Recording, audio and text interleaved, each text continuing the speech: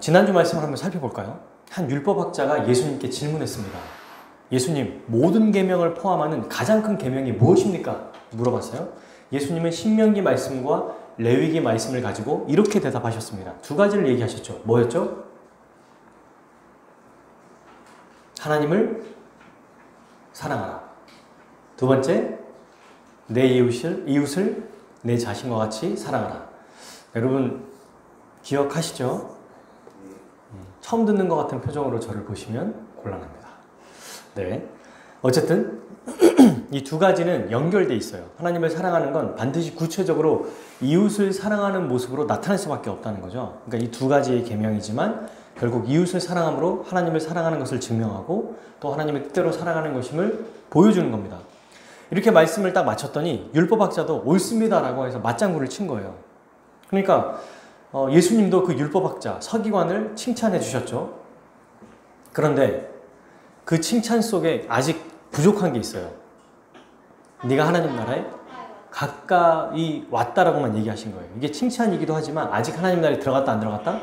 들어가지 못했다라는 얘기입니다. 다른 사람보다 기회는 있어요. 하지만 어려운 거죠. 더. 이렇게 예수님이 대답을 하셨어요. 여러분, 이게 성전에서 지금 하루 동안에 다 이루어진 사건이에요. 사두개인부터 시작해서 또 처음에 산헤드린 공회, 그 다음에 사두개인, 그리고 한 율법학자. 이게 계속 이루어진 일이에요. 어떤 사람은 뭐 며칠 동안이라고 하는데 보통은 이제 하루로 보기도 합니다. 그건 중요하지 않고요. 이때 이제 더 이상 예수님께 질문을 할 사람들이 없었던 거예요. 아무도 예수님께 어떤 질문을 하거나 반박하지 못했습니다. 그래서 이제 예수님이 말씀하세요. 이제는 예수님이 가르치시는 거예요. 그동안 모든 질문들에 다 대답하시고 어떠한 어렵고 까다로운 질문도 다 대답하신 예수님은 이제는 다 평정하신 다음에 말씀하시는 겁니다. 어떤 얘기를 하셨냐면 오늘 본문이죠. 35절. 성전에서 가르치실 때 대답하여 이르시되 질문하셨다는 얘기거든요. 어떤 질문입니까? 어찌하여 서기관들이 그리스도를 다윗의 자손이라 하느냐? 왜 율법학자들은 메시아 곧 그리스도가 다윗의 자손입니다 라고 말하냐 라고 묻는 거예요. 예수님이 질문한 거예요. 누가 질문한 게 아닙니다. 여러분, 서기관들은 구약 성경을 아주 잘 알고 있었어요. 그래서 성경에서 히브리어로 메시아고 헬라어로 그리스도죠. 이 구원자, 이분이 어떤 분으로 오신다고 하나님께서 약속해 주셨냐면 사무엘하 7장 12, 13절에서 말씀하셨습니다. 한번 찾아볼까요? 사무엘하 7장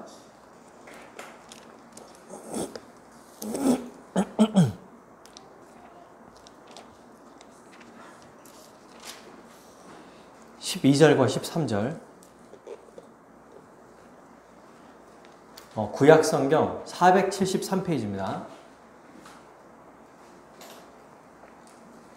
3하라고 되어 있죠.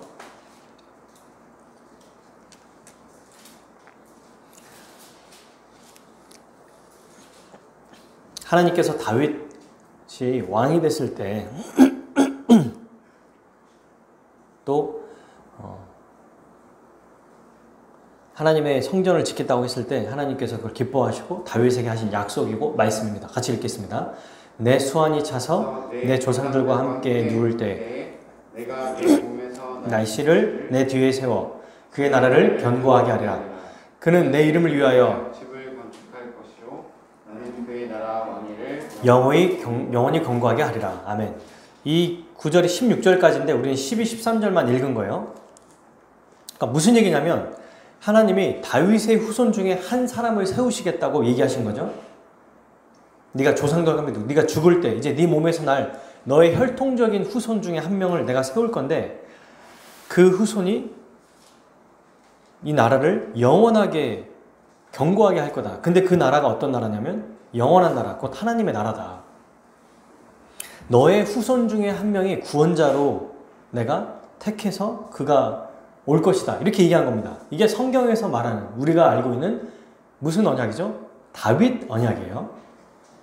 그러니까 지금 여러분 서기관들이 어떻게 얘기했습니까? 그리스도는 다윗의 자손으로 오실 것이다 라고 하는 말이 틀려요? 맞아요? 맞아요. 그죠? 맞습니다. 다윗의 자손이 맞아요. 다윗의 자손으로 오르시는 게 맞습니다. 근데 오늘 우리가 지금 다시 우리 본문의 마가복음 12장 마지막 구절 37절을 보시면 다윗이 그리스도를 주라 하였은즉 어찌 그의 자손이 되겠느냐 하시니 많은 사람들이 즐겁게 듣더라. 이걸 보면 마치 예수님의 대답이 어떤 얘기 같냐면 아니 어찌 그리스도가 그의 자손이 되겠냐 이렇게 꼭 반문하는 것처럼 보이잖아요. 서기관들의 가르침 곧 그리스도는 다윗의 자손이다. 이 말이 틀렸다고 말하는 것 같습니다. 그러면 사무엘하 7장을 부정하는 건가요? 예수님이? 아니죠. 그리스도가 누구예요? 자기 자신이에요. 지금 만약에 예수님이 자기가 그리스도인데 다윗의 자손이 아니라는 주장을 하려고 하셨다면 이전에도 자기를 다윗의 자손이라고 불렀던 맹인 바디모의 소리를 듣고 그냥 지나치지 않았을 거예요. 혼을 내시거나 바르게 알려주셨겠죠. 바디메가 다윗의 자손 예수여 나를 불쌍히 여기소서라고 외쳤잖아요. 근데 그를 오히려 칭찬하셨습니다. 그리고 예루살렘에 입성하실 때도 많은 무리가 나와서 찬송하려다 오는 우리 조상 다윗의 나라요 라고 했을 때도 예수님은 무리들에게 아니다 라고 하지 않았어요. 그의 환영을 적극적으로 받아들이고 또 기뻐하셨습니다. 이처럼 예수님은 그리스도가 다윗의 후손이라는 사실을 절대로 부정하지 않는 거예요. 근데 왜 마치 부정하는 것처럼 31절에 얘기했을까요? 아니 어떻게 그리스도가 그의 자손이 되겠느냐 이렇게 말씀하시는 이 의미는 36절에서 시편 110편을 인용하심으로 다윗의 후손이라는 말이 갖는 의미와 지위가 어떤 것인지 더 분명하게 알려주기 위해서입니다. 쉽게 얘기하면 다윗의 후손이라는 의미가 그냥 그의 혈통적인 자손이라는 것뿐만이 아니라 그 이상의 의미가 있다는 거예요. 그 이상의 의미. 이게 무엇인지 오늘 아주 중요하게 한번 살펴보려고 합니다. 36절을 같이 읽어볼까요? 다윗이 성령에 감동되어 친히 말하되 주께서 내 주께 이르시되 내가 내 원수를 내 발 아래 둘 때까지 내 우편에 앉아있으라 하셨도다 하였느니라. 이게 시편 110편 1절 말씀이거든요. 그러면서 예수님은 이 얘기를 하십니다. 지금 예수님이 듣고 있는 청중들, 성전에서 듣고 있는 사람들에게 하시는 말이에요. 지금 예수님의 말씀입니다. 자, 얘들아, 다윗이 성령의 감동을 받아 이렇게 말했다. 다윗의 고백을 한번 들어볼까? 하면서 주께서 내 주에게 말씀하시되. 여러분 여기에서 성령의 감동, 주께서 내 주에게 지금 세 대상이 나오죠. 성령님, 그리고 주님, 내 주님. 이 지금 세 분의 대상, 삼위일체 하나님이 지금 다 나오는 거예요. 사실 시편 110편에서. 근데 여러분 다윗은 여기서 누군가를 주라고 부르잖아요. 근데 지금 다윗은 주라는 호칭을 듣는 사람이지 누군가를 주라고 부르는 위치에 있는 자가 아닙니다. 왜냐하면 당시에 가장 막강한 군사력을 지닌 왕이었거든요. 어느 누구에게도 주라고 부를 수 있는 대상이 없어요. 누군가를 주라고 부를 때는 이 주라는 표현은 신하와 백성이 왕을 부를 때 사용하는 표현이고요. 또는 종이 주인을 부를 때 아도나이, 주님, 주인님 이런 말입니다. 나를 다스리는 주님 이런 뜻이거든요. 근데 다윗은 지금 주님이라고 부르는데 이 대상이 누구예요? 두 분이나 나옵니다. 지금 누굴까요? 이분이 사람은 아니겠죠? 당연히 하나님이십니다. 이 원어를 보면은 앞에 36절에 주가 야훼가 나와요. 시편 110편에 보면. 그러니까 여호와 하나님을 얘기하는 거죠. 성부 하나님. 뒤에 있는 내 주님은 아도나이라고 하는 왕을 말하는 거예요. 그러니까 쉽게 말하면 이겁니다. 앞에 있는 주는 성부 하나님, 뒤에 있는 내 주는 메시아 그리스도. 그래서 앞에 있는 주 하나님과 뒤에 있는 주 그리스도의 호칭을 넣으면 이렇게 읽어볼 수 있어요. 다윗이 성령에 감동되어 이렇게 말했다. 나 하나님이 너 그리스도의 원수를 그리스도인 너의 발 아래 둘 때까지 그리스도 너는 나 하나님 우편에 앉아 있어라. 그러니까 하나님이 그리스도께 하신 얘기예요. 그걸 다윗이 본 겁니다. 두 분이 지금 있는데 하나님께서 그리스도에게 얘기하시는 거예요. 내가 원수를 너의 발 아래 둘 때까지 너는 내 우편에 앉아 있으라. 시편 말씀에 차이 나는 것은 발 아래라는 표현과 발판이라는 표현이 있어요. 여기서는 발 아래라고 예수님이 말씀하셨잖아요. 시편에서는 발판으로 두기까지라는 얘기입니다. 여러분 보통 왕은 보좌에 의자가 있고요. 그 발 아래 발판이라는 게 있습니다. 이렇게 돼 있어요. 이게 보통 뭐 제가 어느 나라 왕의 보좌인지 모르겠는데 이 의자가 있으면 의자의 밑에 의자가 높으면 왕의 발을 두는 발판이라는 게 있습니다. 근데 여러분 이 보좌에 앉아있다는 뜻이 무슨 뜻이죠? 다스린다는 뜻이에요. 그죠? 그러니까 발 아래 둘 때까지 발판이 되게 할 때까지라는 말은 뭐냐면 원수를 가장 처참하게 굴복시킬 때까지 계속해서 다스리는 자리로 하나님께서 예수님을 세워주신다는 얘기입니다. 그러니까 예수님이 다스리시면서 계속 원수를 발 아래 두고 계신다는 거예요. 이 발판이 뭘로 되어 있을까요? 뭐 목재로 되어 있을 수도 있고 철로 되어 있을 수도 있는데 여기에 지금 이 자리에 누구를 둔다는 거예요? 원수를 둔다는 얘기입니다. 프랑스 파리의 세계에서 가장 아름다운 도서관이라고 하는 뭐 이름이 굉장히 어려워요. 뭐 뜨주 뭐 베리에 뭐 좀 막 써져 있는데 기억이 안 나요. 너무 길어가지고 거기에 한 그림을 아주 시편 110편의 그림을 그렸어요. 옛날 그림이기 때문에 또 잘못된 어떤 형상들이 있긴 하지만 이렇게 그림을 그려놨습니다. 시편 110편에 보면 지금 하나님과 예수님이 이렇게 하나님께서 딱 이렇게 얘기하시면서 야 그리스도야 내가 원수를 너의 발 할 때까지 지금 여기 밑에 누가 있어요? 사람이 있죠. 아까 있던 그 발판이 아니라 이제는 사람이 있어요. 그러니까 말하자면 이 원수를 짓밟아서 가장 처참하고 굴복시킨다는 뜻이거든요. 굴복시키는 이때까지 계속해서 너는 내 우편에서 다스려라. 이 얘기를 지금 시편 110편을 옛날 그림 그리는 사람들이 이렇게 그려놨던 거예요. 이 도서관에 이 그림이 있다고 합니다. 여러분 이게 바로 다윗이 본 환상입니다. 그리고 다윗이 말한 거예요. 이걸 가지고 지금 뭐라고 얘기해요? 예수님은 다윗이 자기의 후손이 주님인데 그 후손에게 어찌 주님이라고 불렀겠느냐.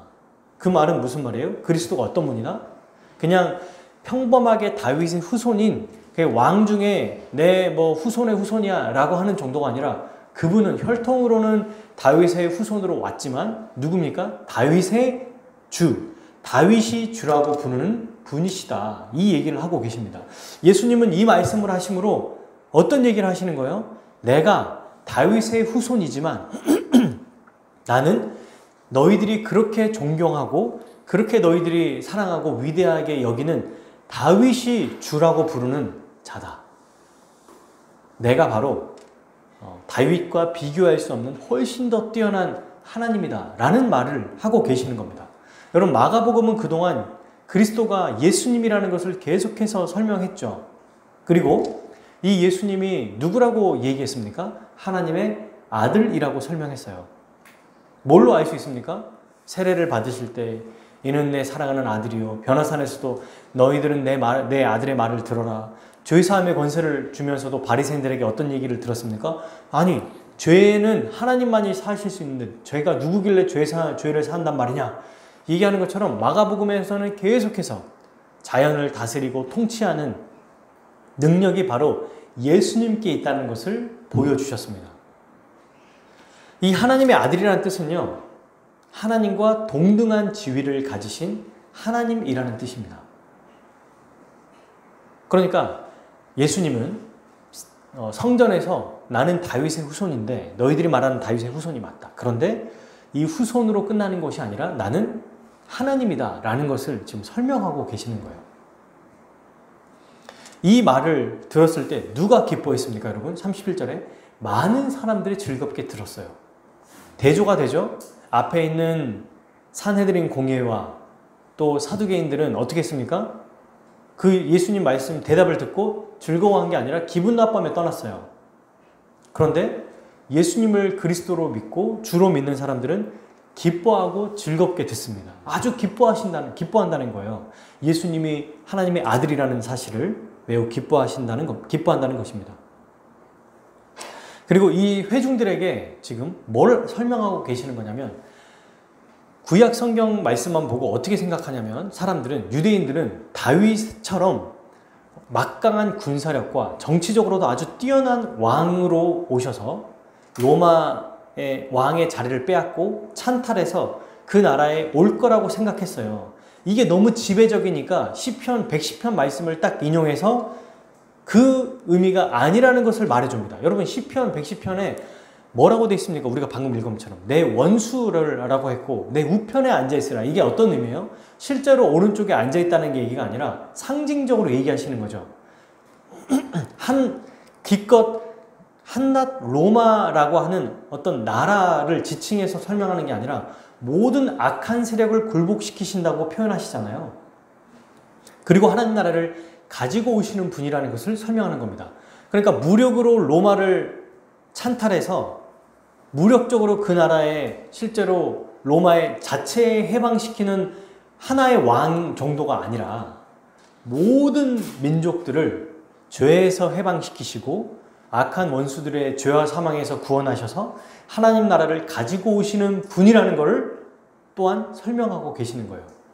그래서 이 말씀을 통해 우리는 두 가지를 알 수 있는 거죠. 첫 번째, 다윗의 후손이라는 뜻은 바로 예수님이 전지전능하신 그리스도, 곧 하나님의 아들이시다. 다윗이 주라고 부르는 바로 그 하나님 나라의 왕이시다. 두 번째, 그 왕은 무력으로 이 세상을 지배하는 게 아니라 자신의 십자가 죽음과 부활과 승천하심으로 결국 우편에 앉아있으라. 이 말이 뭡니까? 다스리는 그 일까지 다 포함하는 거예요. 시편 110편은 예수님의 십자가 죽음과 부활과 승귀, 재위, 지금 현재 통치하는 건 앞으로 언제까지요? 다스릴 때가 원수가 발 아래 둘 때까지. 이 말은 뭡니까? 마지막 재림할 때까지를 표현하는 거잖아요. 그러니까 십자가 죽음, 부활, 승천, 재림까지 다 포함하는 말씀이에요. 시편 110편이. 이걸 통해서 한 시대에 국한되어 있는 그냥 이스라엘의 한 민족을 해방시키는 왕 정도가 아니라 모든 민족과 모든 만왕의 왕으로서 하나님 나라를 가지고 오는 분이다. 이 두 가지를 말씀하고 계시는 겁니다. 우리가 믿는 예수님이 바로 이런 분이라는 거예요. 여러분, 저는 이제 한 5가지의 질문과 한 가지의 예를 들어서 우리 주님의 다스림을 설명하려고 합니다. 이렇게 5가지와 한 가지 예를 살펴보면 오늘 말씀을 마치는 거예요. 자, 첫 번째 질문. 예수님은 왜 우리를 다스리는 분이 되셨을까요? 그러니까 왜 주님이 되신 거죠? 이걸 한번 생각해 봐야 돼요. 도대체 예수님의 다스림과 우리가 무슨 상관이 있어요? 이렇게 지금 예수님이 내 우편에 앉아있으라 라고 하신 시편 말씀에서 이들에게 이렇게 얘기하셨는데, 이게 우리와 이 당시에 이 이스라엘 백성들과 유대인과 오늘날 예수님을 믿는 우리에게 무슨 연관이 있냐는 거예요. 왜 주님이 되셨는가? 이걸 좀 살펴보려고 합니다. 첫 번째 질문은 왜 주님이 되셨냐면, 창세기 말씀에서 살펴볼 수 있는 것처럼 바로 우리를 창조하시고 다스리는 이유가 뭐라고 했습니까? 우리가 공부했을 때 복 주시기 위해서다. 그러니까 예수님이 우리의 주님이 되시는 목적은 우리를 구원하시고 구원하신 우리를 복 주시기 위해서라는 거예요. 그게 우리가 주님이 다스리는 주님이 되는 게 우리에게 의미가 있는 거예요. 주님은 다스리는 자가 되기 위해서 뭘 하셨습니까? 십자가에서 자기의 모든 물과 피를 다 흘리셨어요. 그래서 어떻게 하셨냐면 죄와 사망에서 우리를 구원하셨습니다. 이게 어떤 원리로 작동하냐면, 여러분, 모든 사람은 원래 죄인으로 태어나잖아요. 그리고 죄 때문에 형벌을 받고 죄의 결과로 사망에 들어갑니다. 그죠? 그러니까 마귀의 무기는, 사탄의 무기는 죄와 사망이에요. 죄를 가지고 우리를 죄의 노예로 삼고 하나님 나라에 들어가지 못하게 만듭니다. 그런데 이 죄를 우리 힘으로 절대로 이길 수가 없어요. 해방할 수도 없고 싸울 수도 없는 자입니다. 아담의 범죄로 인해 이미 우리는 원죄를 가지고 태어나고, 그리고 우리의 처음부터 죄가 있었고 계속해서 죄를 지으며 살아가기 때문입니다. 근데 이 죄를 우리 스스로 이기고 해방할 수 없기 때문에 하나님이 예수 그리스도를 보내신 거고요. 예수님은 하나님께 심판받는 모든 죄를 해결하시기 위해서 십자가에서 화목제물로 죽으셨어요. 그래서 모든 자기의 인생을 우리에게 대속물로 내어주셨다고 지속적으로 얘기하시는 거죠. 여러분 생각해 보시면 한 나라의 백성이 그 나라에서 안전하고 복되게 살아가려면 제일 먼저 뭐 해야 되는 줄 아세요? 그 나라가 강해야 됩니다. 나라 안에는 여러분 생각해 보세요. 지금 홍콩만 봐도 어때요? 부자예요. 돈이 많아요. GMP가 굉장히 높다고요. 어느 나라보다도 굉장히 아주 훌륭하게 성장했습니다. 그런데 외세라고 말하기는 그럼 뭐하지만 중국 때문에 수많은 시위가 일어나고 많은 사람들이 죽잖아요. 이건 잘 사는 거와 별개예요. 정말 행복하고 복되게 살아가려면 나라가 강대국이 돼야 됩니다. 외세 침략이 없어야 돼요. 내부에서도 그런 치안이 안전해야 되는 거예요. 잘 살고 부자인데 아이들이 막 납치되고 아이들이 막 어른들이 거기서 막 갑자기 총 맞아 죽으면 이게 무슨 좋은 나라겠습니까? 그죠? 다윗의 나라를 왜 그렇게 사람들이 염원하냐면 유대인들이 그때는 다윗이 통치했을 때 다윗과 솔로몬을 비교해서 대항할 수 있는 나라가 없었어요. 그때의 군사력과 정치력은 최고였습니다. 그러니 그때부터는 이제 안전하게 살아갈 수 있었던 거거든요. 예수님이 죄와 사망에서 우리를 해방시켜야만 참된 안식과 복으로 우리가 살아갈 수 있는 거예요. 이게 우리가 행복하게 사는 것과 아주 밀접하게 연결되어 있습니다. 그렇게 우리에게 복 주시기 위해 우리 주님은 자신의 모든 것을 다 내어주시고 또 우리를 구원하시고 복된 자로 살아갈 수 있게 하신 거예요. 그게 바로 십자가 죽음의 의미입니다. 그래서 어떻게 하셨어요? 부활하셨잖아요. 부활의 의미가 뭔지 우리가 알고 있죠? 부활의 의미가 뭡니까?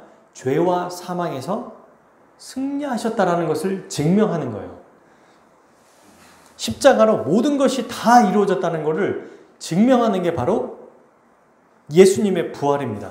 그러니 우리가 찬송가로도 부활을 통해 죄와 사망을 이기신 예수님이라고 말하지 않습니까? 승리하신 주님이라고 얘기하잖아요.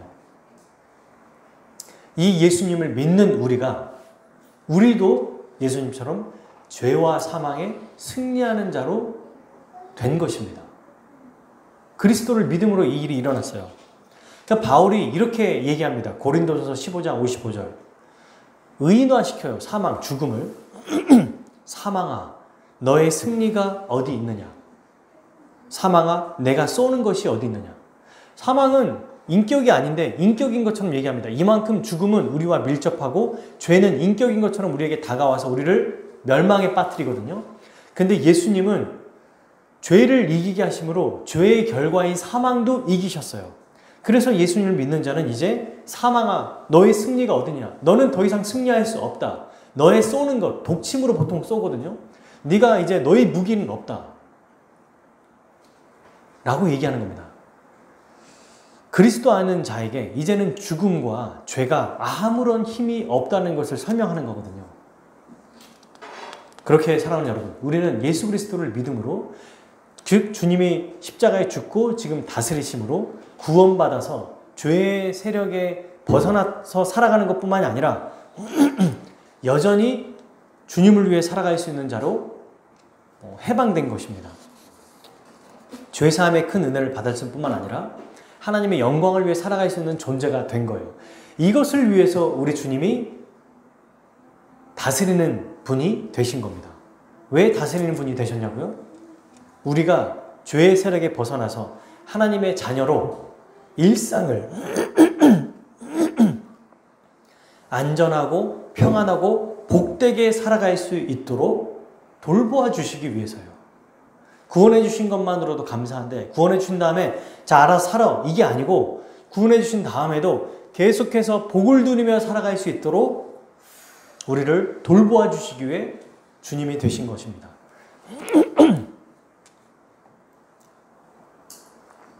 이 예수님의 다스림을 구체적으로 한번 생각해 보기 위해 제가 가족의 예를 한번 들어볼게요.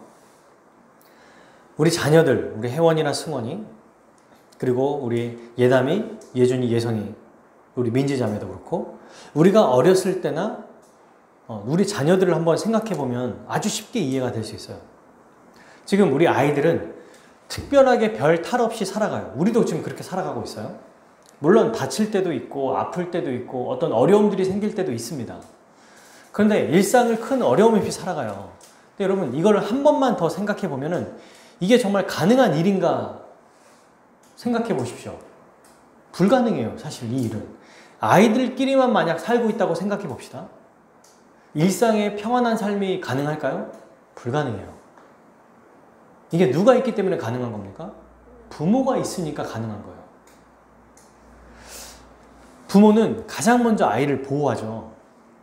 승원이가 뭣도 모르고 이제 차도로 뛰어갈 때 손을 잡아주거나 차도 안에 못 들어가도록 아이를 낚아채서 보호해 줍니다.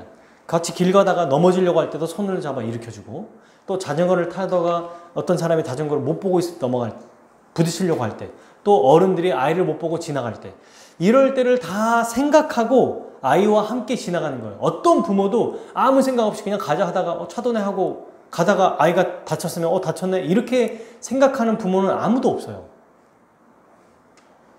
그리고 어떤 물건을 손댈 때도 뜨거운 것들을 뜨겁다고 말해주고 차가운 걸 차갑다고 말해주죠. 그렇죠? 그래서 지금 승원이도 아뜨를 배웠어요. 아뜨를 합니다. 근데 그걸 왜 얘기해 줍니까? 그거 만지면 뜨겁고 네가 다치니까 만지면 안 된다. 먹을 때도 아무거나 먹으면 이 입속에 있는 걸 빼내요. 지금 조금 잦아들긴 했지만 여전히 입속에 모든 걸 다 넣거든요. 그러면 뭐 먹나 보다. 쟤 뭐 먹네? 뭐 먹나? 이렇게 멀리서 지켜보는 게 아니고 먹고 있는 것 자체도 뺐거든요. 그리고 최대한 이 아이가 어떤 걸 집어서 먹지 않도록 집안 정리를 하고 또 작은 것 하나도 함부로 버리지 않습니다. 목욕탕에 얼마 전에 욕조에 물을 받았는데 건전지가 들어가는 다리미가 있었어요. 누르면 윙 돌아가는 거. 저렴한 거죠. 근데 그걸 이제 아이들이 갖고 놀았다가 그 건전지가 그 다리미를 버린 겁니다. 버렸어요. 왜냐면 건전지가 물에 들어가서 혹시라도 그 물이 이제 또 안 좋은 유해한 뭔가 나올 수 있으니까 그걸 버리고 물도 다 버리고 다시 깨끗하게 하는 겁니다. 왜 그렇게 할까요? 아이를 보호하기 위해서요. 누구에게 납치되지 않을까, 누구에게 맞진 않을까, 혼나지 않을까, 이 일을 한다는 거죠. 근데 여러분, 이것은 아무 생각 없이 그냥 즉흥적으로 하는 것이 아닙니다. 미리 전부터 계획하고 생각하고 또 구상합니다. 그죠? 그리고 우리 아이들이 말하지 않아도 먹을 것을 주고 자기 전에 씻겨주고 기저귀를 갈아주고 아이들이 춥지 않도록 겨울에는 보일러를 틀어주고 따뜻한 옷을 입혀주고 더울 때는 선풍기나 에어컨을 틀어주죠. 신체가 건강하게 발달하도록 뭐합니까? 영양식단을 골고루 먹을 수 있도록 메뉴를 생각하고 반찬들을 만들어요. 너무 편식이 심하면 뭐 저희도 그렇게 하지만 일주일에 한두 번은 반드시 어떤 얘가 좋아하지만 또는 건강한 것들을 먹이려고 노력해요. 사계절마다 때가 되면 알아서 옷과 신발을 골라주고 입혀주죠. 이거는 춥네? 이래서 입혀주는 게 아니라 미리 전부터 옷장에서 옷을 꺼내고 옷이 맞는지 안 맞는지 이거는 이제 안 맞겠다 하고 미리 인터넷이든 직접 가서 또 고릅니다. 혹여나 지저분해 보일까봐 머리까지도 신경 써주고 피부가 상할까봐 화장품도 발라주죠. 또 공부가 뒤처지지 않도록 그냥 가르치는 것만, 그러니까 키우는 것만이 아니라 뒤처지지 않도록 고민하고 이 아이를 어떻게 가르칠까 고심하고 내려서 뭐 과외든 아니면 공부방이든 학습지나 이런 것들을 또 주문해 주는 거예요. 이 아이에게 가장 잘 맞는 교육이 무엇인지 생각하기 위해서. 침대와 베개도 그렇죠. 베개가 안 맞으면 너무 어린 아이 거를 못 쓰게 해요. 당연히 때되면 바꿔주죠. 학년이 올라갈수록 거기에 맞는 학용품, 책, 또 친구와의 관계, 학교에서는 잘 지내는지 이런 어려움들을 다 점검해 줍니다. 그리고 여러분, 얼마 전에 우리도 그렇고 여러분들도 우리가 함께 즐겁게 다 다녀온 여행, 좋은 기억을 많이 주고 싶고 아이가 행복하게 살아가기 위해서 필요 이상의 때로는 경비를 쓸 때가 있어요. 그리고 계획하고 미리부터 준비하고 사전에 이 모든 것들을 다 준비합니다. 여러분, 근데 아이는 몰라요, 이게 그냥 자연이 돌아간다고 생각합니다. 아니면 아무런 생각도 없을 수도 있거든요. 너무 어리니까 그냥 그런가 보다 살아간다고 하는데 아이 입장에서 보면 이건 기적이에요. 부모가 없으면 아이는 살아갈 수가 없습니다. 어떤 점에는 어떤 것들은 여러분 부모가 몇 년 전부터도 계획하거든요. 또 태어나기 전부터 계획하기도 하고요. 수없이 많은 것들을 계획하고 준비하는 겁니다. 그래서 지금 우리 아이들이 그냥 일상을 살아가고 있는 거예요.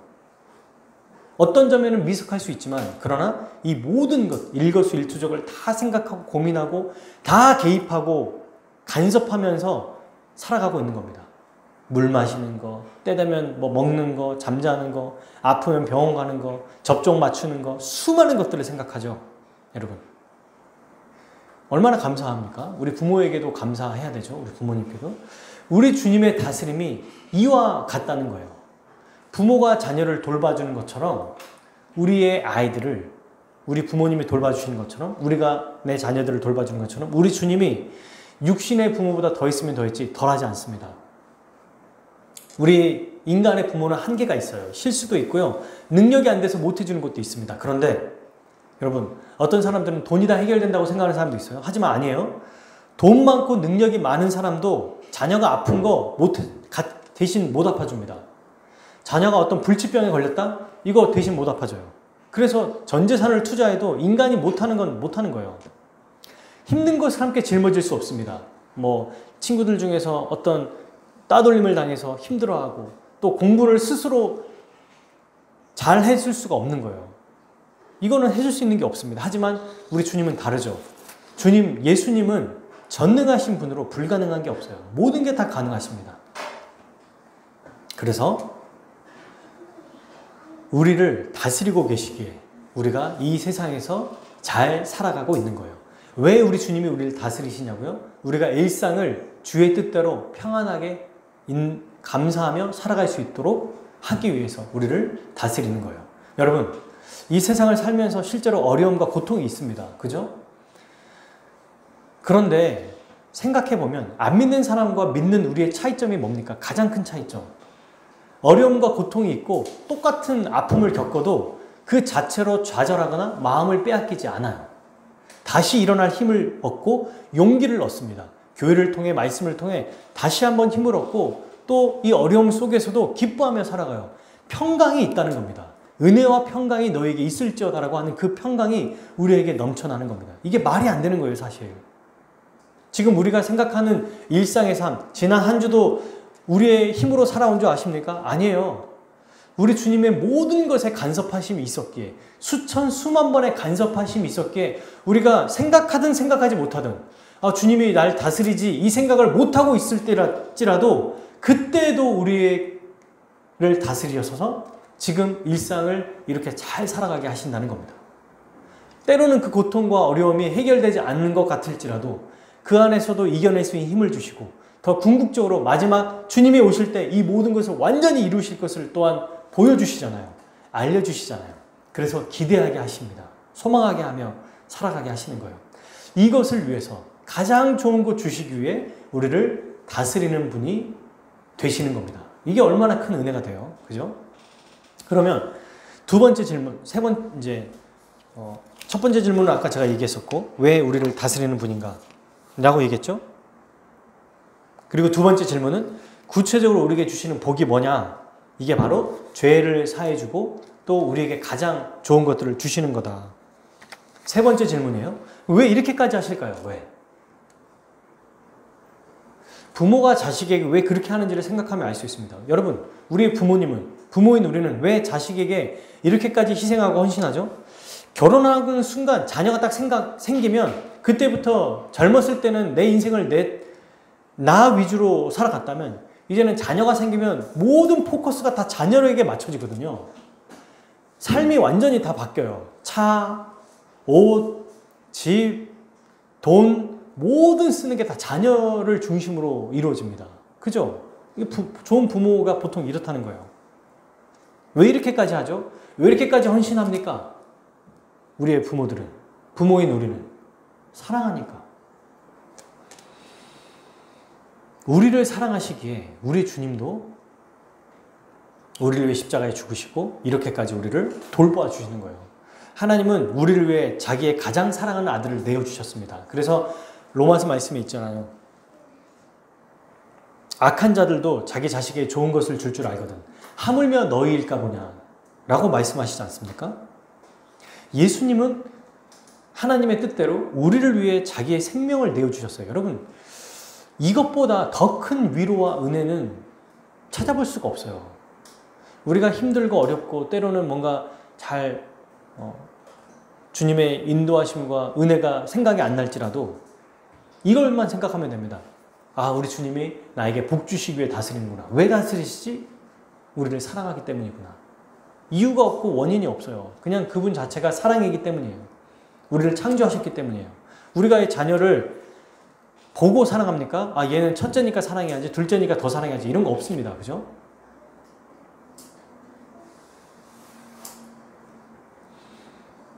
그리고 여러분, 특별히 여러 자녀들 중에서도 아픈 자식에게 더 많이 신경을 쓰잖아요. 그죠? 10손가락 중에 안 아픈 손가락 없다고 하지만 그 손가락 중에서도 더 아픈 것을 우리가 신경 쓰는 것처럼 우리 주님도 의인이 아니라 죄인을 부르러, 건강한 자가 아니라 병든 자를 위해 오셨다고 얘기하세요. 그러니 여러분, 우리 안에 힘들고 어려운 자들이 얼마나 많습니까? 그리고 우리도 주님 앞에 병든 자요, 어려운 자요, 죄인이라는 것을 알고 날마다 주 앞에 나아가야겠죠. 그런 자에게 우리 주님은 더 사랑하시고 더 은혜로 이끌어 주시기 때문입니다. 꼭 육신의 어려움과 정서적인 어려움이 있는 사람만이 아니라 일상을 살아가는 우리 스스로도 더 주님의 이 위로를 받기 위해 우리 스스로가 어떤 존재인지를 알고 주 앞에 내어놓고 주님의 도우심을 간구하며 살아야 됩니다. 네 번째 질문. 그럼 주님은 어떤 방식으로 우리에게 일하실까요? 말씀과 교회를 통해 일하세요. 첫 번째 말씀. 성경 말씀을 통해 주님의 뜻을 알게 하시고 기도하게 하십니다. 그죠? 뜻을 알게 하십니다. 깨닫게 하시는 거예요. 그래서 말씀이 선포될 때 하나님의 말씀을 알게 하시고 또 우리가 개인별적으로 성경을 연구할 때 하나님의 말씀을 알게 하십니다. 여러분, 일주일에 한 번만 제가 설교한다고 이때만 하나님이 말씀하시는 게 아니에요. 우리가 흔히 말하는 성경 연구, 때로는 이게 큐티, 확장하면 큐티까지도 될 수 있겠지만 물론 이 큐티를 하는 방식을 더 면밀하게 살펴보긴 해야겠지만 개별적으로 성경을 읽을 때도 우리에게 말씀하시는 거예요. 묵상할 때 말씀하십니다. 오늘 말씀을 듣고 한 주간에 또 말씀을 들을 때 또 이것들을 적을 때 또 깨닫게 되는 게 있습니다. 그리고 말씀을 들을 때 우리의 마음이 찔리고 마음이 동요되게 되죠. 죄가 생각나고 또 죄를 회개하게 하십니다. 그리고 여러분, 그냥 평범한 삶이고 그냥 그렇다라고 할 때도 말씀을 들으면 아, 맞아, 내가 한 주간 다시 우리 주님의 말씀을 기억해야지, 주님의 뜻대로 살아야지, 이런 다짐하는 마음이 생기는 거예요. 아, 내가 주님의 뜻대로 살아갔던 것을 너무 생각하지 못했다. 이번 주는 더 주의 말씀대로 살아가야겠다. 이런 다짐을 주게 하시는 겁니다. 그리고 믿음이 생기게 하시고 기도하게 하십니다. 기도하게 하심으로 그 기도를 또 응답하게 하시는 거죠. 이처럼 말씀을 통해서 역사하시고요. 두 번째로 교회를 통해 일하시죠.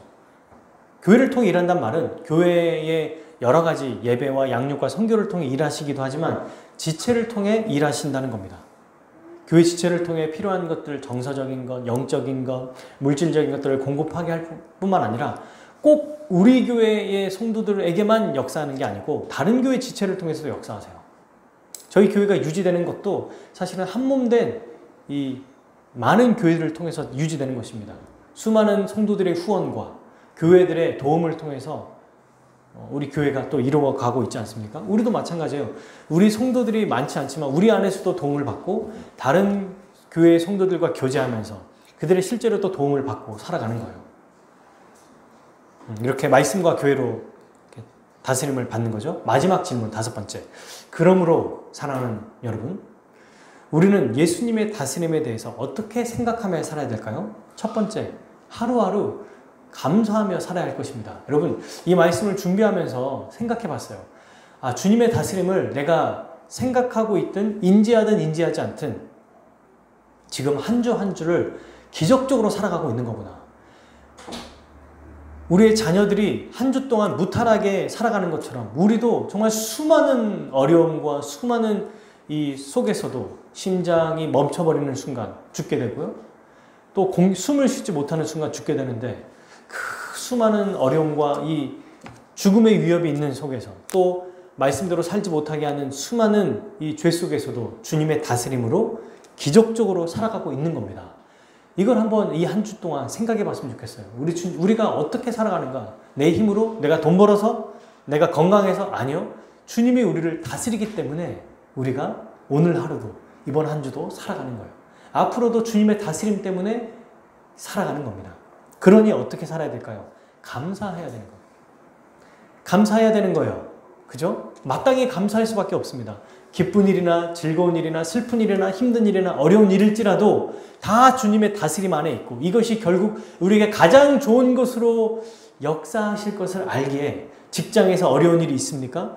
가정 안에 혹은 관계 속에서 어려움들이 있습니까? 여러분, 그때 이렇게 생각하십시오. 우리 하나님이 어떻게 우리를 이끌어 가실지 생각해 보자. 이런 어려움과 이 고통을 어떻게 이루어 가실지 기대하자. 왜? 모든 것이 주님의 손 안에 있으니까. 그분 안에 다스림 속에 있으니까. 근데 그 다스리는 분은 전능하신 분이잖아요. 그러니 그 다스림을 기억하고 감사하며 사는 게 우리에게 너무너무 중요합니다. 감사한다는 것은 믿는다는 거거든요. 다스림을 믿는다는 거예요. 그러니 여러분, 두 번째로 이어지는 거죠. 주님의 다스림을 믿고 더 주님을 신뢰하고 믿음으로 살아가는 우리 모두 되기를 바랍니다. 주님을 더 의지해야 됩니다. 힘들고 어려울 때 더 주님을 의지해야 돼요. 왜요? 그럴 때 더 주님은 우리에게 역사하시니까. 평소에도 우리에게 복을 주시고 은혜를 베풀어 주시는데 힘들고 어려울 때 더 직접적으로 개입해 주세요. 우리 부모가 우리 아이들에게 오늘 하루만 해도 이 아이들에게 손이 얼마나 많이 갑니까, 여러분? 우리 주님이 우리를 돌보실 때 얼마나 많은 수천, 수만, 수억 번의 우리 일생을 따지면 간섭과 개입이 있었기에 우리가 지금 이렇게 살아가는 거거든요. 그러니 더 주님의 간섭하심과 주님의 은혜를 개입하게 되는 것을 우리가 믿음으로 살아갔으면 좋겠어요. 이것이 믿음으로 살아가는 거예요. 어떤 일이 우리에게 닥쳐올지라도 그것을 해석하는 이 해석이 어디에 있어요? 주님의 다스림 속에 있구나. 지금 당장 어려울지라도 힘들지라도 우리 주님이 이 모든 것을 나에게 가장 좋은 것으로 만들어 주실 것이다. 설사 혹시나 그 일이 지금 당장 내 뜻대로 이루어지지 않을지라도 혹은 앞으로도 이루어지지 않는 것처럼 보일지라도 결국 이것이 나에게 가장 좋은 것으로 만들어 주시고 나를 그렇게 만들어 주시고 또는 그렇게 이끌어 가실 것이다. 이 신뢰가 있어야 주님의 다스림을 믿음으로 받아들이고 감사하며 살아갈 수 있어요. 그런 자가 끝으로 세 번째 어떻게 살아갈까요? 순종하며 살아갑니다.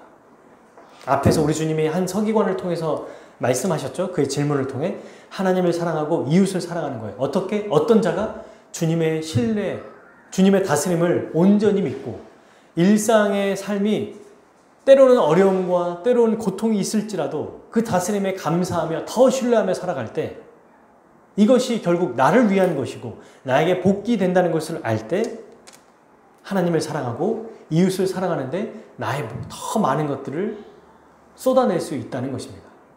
우리 개인의 삶, 이것은 뭔가 명령한다고 되는 게 아니에요. 주님의 다스림을 경험하면서 그 은혜를 받으면서 누리면서 살아가는 자가 은혜에 감사하여 마땅히 순종하며 살아가는 것입니다. 그렇게 여러분 하나님을 사랑하고 이웃을 사랑하는 것, 이 모든 것이 결국 우리 다스림, 우리를 복 주시기 위해 다스리고 복 주시기 위해 더 신뢰하게 하신 것임을 알고 복을 누리게 하는 방식으로 이 주님의 다스림에 순종하며 살아가는 우리 모든 화목교회 성도들 되기를 주님의 이름으로 축복합니다. 우리 같이 함께 기도하겠습니다.